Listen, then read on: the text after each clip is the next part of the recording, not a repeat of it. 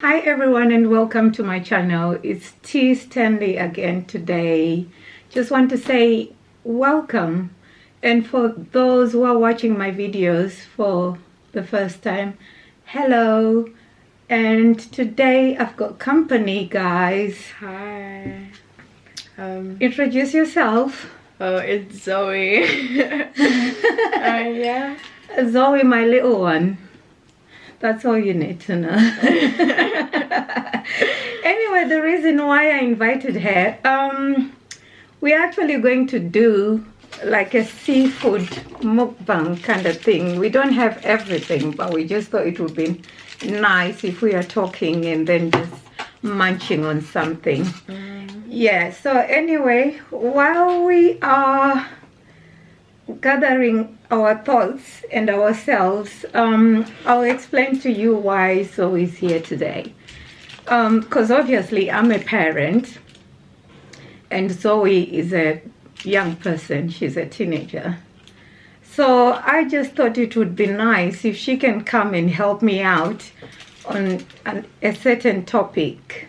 Because obviously as a parent, we regard ourselves sometimes as people who know everything. But to be honest, I don't think we do, because they also think they know everything, don't you? So today's topic is about, I just wanted to find out, because, there are young people who are born in Africa, and then there are actually young people like Zoe, for instance, born in Europe, in the Western country. So I called Zoe today because I just wanted to find out. Anyway, before I even ask you a question, I'll just explain, to people the way I was raised in Africa. Oh yeah, go on. Anyway, growing up in Africa, we were taught about discipline. We were taught about respect. We were taught about being polite. We were taught about being polite. That means, when you are answering your elders, it doesn't matter whether it's family, even some people in the streets, there's a certain way that you have to talk to your elders. Address them. Yeah, and also things have changed now. I don't know, because I left Africa a long time ago. So when you do something terrible, you get a whack. You know that. A stick to your bum bum. So we growing up, we just thought that was the norm. We didn't see anything wrong with it. And we always used to address our elders that we don't even know as ma'am or sir, auntie, uncle, without actually calling somebody by their first name. And we also were taught to start cooking. Me, myself, I was taught to start cooking at the age of 9. I was cooking. I could cook, yes. I could clean the house, So, growing up, I feel like it actually helped me in a way, because I had I had those tools. So when I started living by myself, it was so easy, So that's the way we actually grew up. Even when I went to school, you actually had to wear uniform a certain way. You have to be polite to your teachers. You don't have to talk back to your teachers. You know what I mean, Zoe? Yeah. So yeah, I would actually love for you to explain to me how life in England is like. Well, because obviously before I lived in Zimbabwe, like up until I was at 5, Yeah. I did not want to come to this country. Obviously I was born in this country, and then my mum didn't have a visa, so we moved back there and stayed there. I did not want to come back to this country, but I don't know. Why didn't you want to come back? Because I was just so used to being there. My sisters were there. Like, I was young as well. Mm-hmm. I was scared as well, obviously, moving countries as well. Yeah. Fear of the unknown. Yeah. But, I don't know. It took me a while to get used to it. But, I just feel like, I don't know, there's a big difference, obviously. Yeah. In terms of? Just how people are, what people do. Basically young people, you mean? So would you actually say living in Africa did help with your manners? Yeah. I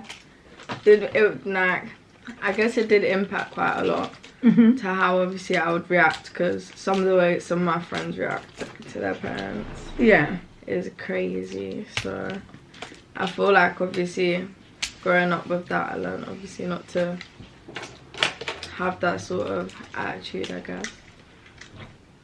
Because you came back when you was 5, didn't you? So obviously you've been in this country over 10 years now. We have adapted to a culture in this country, haven't you? Yeah. So don't you think that certain characters in this country have also affected you? Yeah. Like the people around me a lot have obviously affected me. What do you think about the young people who actually don't listen to the teachers while learning in class and calling them by their first names? I guess it's not really a big deal in this country, I guess. But how do you feel like that, about that?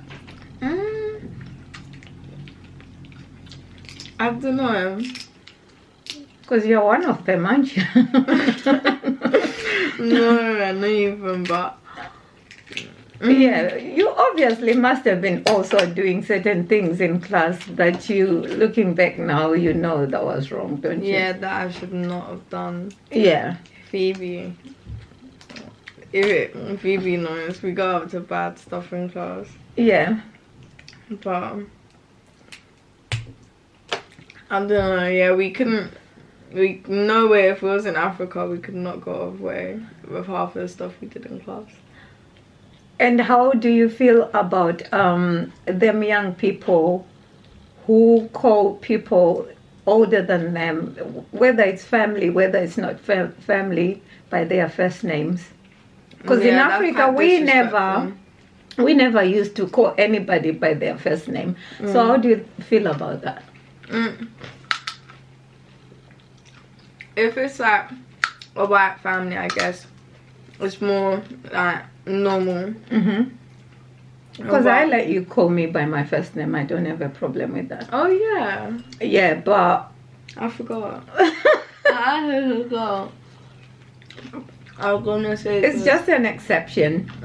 Maybe because, like I'm saying, we adapt certain things when we migrate, isn't it? Yeah. But there are actually certain things that, young people do that I just feel that's a bit, drawing the line there. Yeah. Because I think you had moved out a little bit. Yeah, I can see you now. Yeah, that's why don't you think this country, they give young people too much, too much rights, too many rights? I'd say too much freedom. How about rights? Because a young person can easily report their mom or dad, just a little slap. They'll call NSPCC.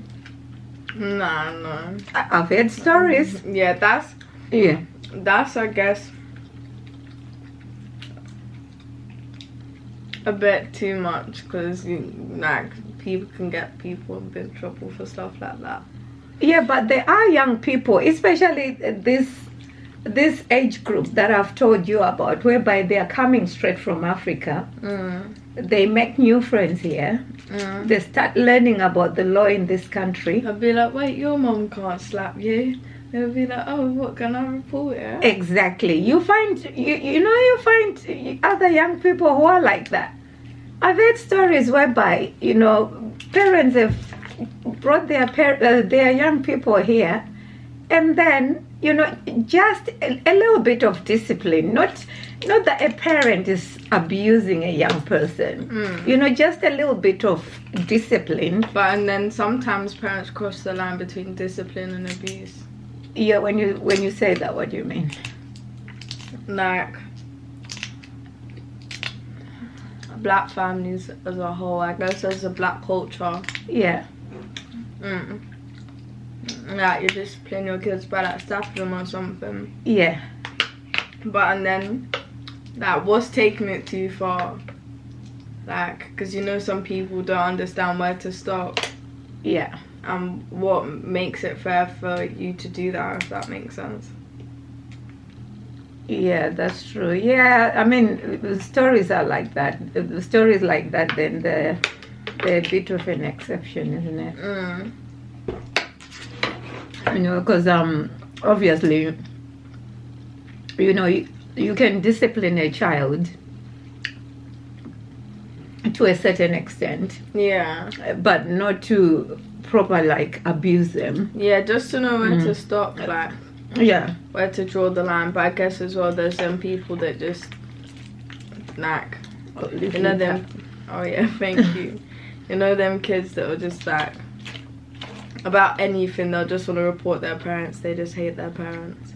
I guess that's what ruins it for the rest. Yeah, because they are the sort of ones, that I've got a problem with, whereby even a pinch on the ear. Girl, personal problem. A pinch on the ear, they run straight to NSPC or even tell the teacher. And then before you know it, social services is surrounding your house, and then you start thinking, seriously, I've been working so hard trying to bring this young person in this country, and now they want me prosecuted because I pinched them on their ear, as if maybe I took a stick, like what they do in Africa. I don't know whether they're still doing it now or not. You wouldn't have done none of that. Yeah, but I just feel young people in this country, they just take it a bit too forward sometimes. Do you agree? Yeah, I agree on that. Sometimes. Yeah. Sometimes. They push boundaries. And then also, I guess, parents need to realize that they're not in Africa anymore. It's a whole different stack. It's a whole different world, I guess, to Africa itself, coming to England. Yeah. So they need to realize that rules that apply in Africa don't apply here. So you, as a young person, right, I would appreciate if you could just correct me on this one. So let's say you are giving me problems. So many problems. And every time I actually try to confront you, you start arguing with me. Or maybe you are actually blaming me for everything that you are causing. So, okay, you are just being inappropriate. You are smoking. You've got so many boyfriends. Or not even many, or maybe you just move from one boyfriend to the other. Your grades in class are not okay. You are not even trying. I've tried to take you to extra lessons, and the results are not improving. You come back home late. So you tell me, as a mom, how am I supposed to deal with you when you do certain things like that? I don't know, take away my phone. Yo, don't send me to Africa. I don't know what else. isolate me from bad people around. But that normally 8 out of 10 it doesn't work. You never know. You have to try it first. If you try it and don't succeed, then take it to that notch, that extra level. Because you young people are just full of it. You take somebody's phone, but they'll always try and be on social media regardless. Ask your friends to log in. That's what I used Exactly. to do. Oh, can I just log in on my Instagram, please? Or which other one? Snapchat. Snapchat. Yeah. Nah, that's true. But then you just have to make sure you don't get caught, then you're doing the right thing. Yeah. So. Yeah, so, I mean, yeah, it's a tricky one. Because you would actually think, because kids in, maybe, oh no, but it's true. Because I've got a feeling that because kids in this country, they get everything that they want. Yeah. So they just feel they can behave a certain way. They can talk to people a certain way. They've got no disregard for anything. They don't want to work. They don't want to learn. Kids in this country are spoiled. Yeah, and Over spoiled. that's the reason why even now, if you notice, both boys and girls, sometimes they end up being in gangs. It's not only boys, you know. And girls as well. And girls as well. You know, so when young people do things like that, how do you think parents feel? Because, you know, there are some young people who won't even want to be questioned. Oh, stop stressing me out. Oh, shut up. And, you know, all those things. You know. Yeah, because one thing I noticed that you young people, you live for today. You know, like, oh, you take each day as it comes. Yeah, that's true, I guess. Yeah, because you don't care about tomorrow, you know. Because when young people are saying to you, at least secure something for your life, your future, you're not getting any younger, you're growing. You know, you might be young now. What are you going to do when you're 25 and you don't even have, like, any certificates, you know, or even a job? That's when you start running around like a headless chicken, thinking, oh, maybe I need to do this, I need to do that. Yeah, because it's easy money. Yeah, you know, so young people, that's where they don't realize that as parents, we are trying to push you forward in the right direction. You know, we don't mean any harm. You know, so that's the reason why you see parents end up shipping their kids back in Africa, because they would have tried everything possible, and it's still not working. Not all of them. Yeah, you mean some parents? Oh, okay. So some parents would have tried, and then some parents don't bother. Don't really bother trying, and then send their kids. I get it if you try, then send your kids, but... Yeah.